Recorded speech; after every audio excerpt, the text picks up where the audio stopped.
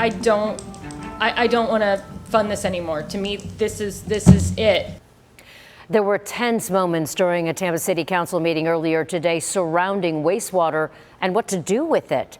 An initiative to repurpose wastewater in the city of Tampa is being sent back to the drawing board. ABC Action News in-depth reporter Rochelle Aline is in studio with us with more on the Pure project. And Rochelle, city leaders have reservations about this, right? Yeah, it really all comes down to confusion. People in the community and even a council member herself say they're struggling to understand what the Pure initiative is trying to accomplish and what options are available to them to help them do that job. According to the City of Tampa website, the Pure Project's goal is to take 50 million gallons of treated wastewater and use it in other ways around the city instead of pushing it into the Hillsborough River. The city claims they have to do this because of Senate Bill 64, which calls on cities across our state to find new uses for wastewater discharges that aren't helpful for the environment. And they have to do it by 2032. But there's a bit of confusion about what, if anything, the city should be doing to remain in compliance with this new law. We have this Senate bill that says we can't do outflows anymore. Okay, well, what's the best and worst case scenario of that? Is there a fine?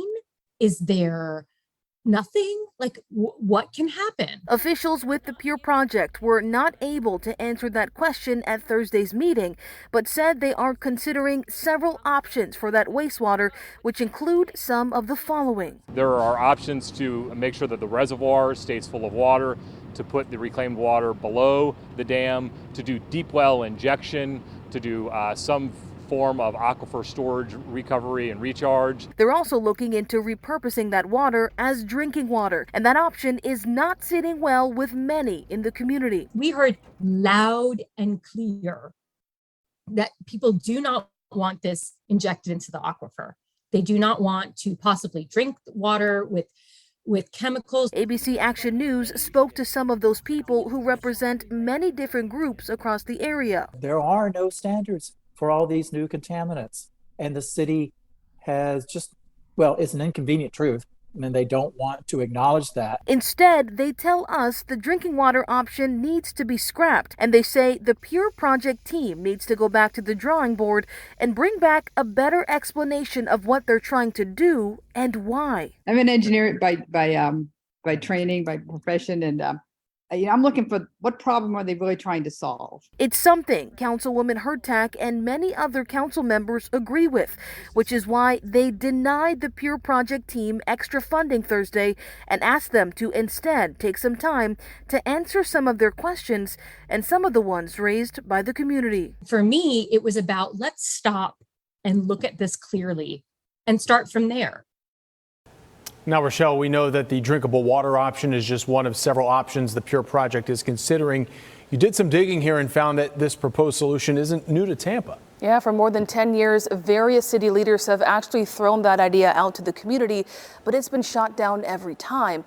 Though this time around, one city councilman claims that they're being forced to consider it again because of Senate Bill 64. Water use with non-potable reclaimed water was eventually going to be done by the city of Tampa. However, Senate Bill 64 came along and forced our hand, made us rush into it. He went on to encourage people who were unhappy to contact their local legislator. For a full timeline on what's next for this project, you can head to abcactionnews.com. In the studio, Rochelle Aline, ABC Action News.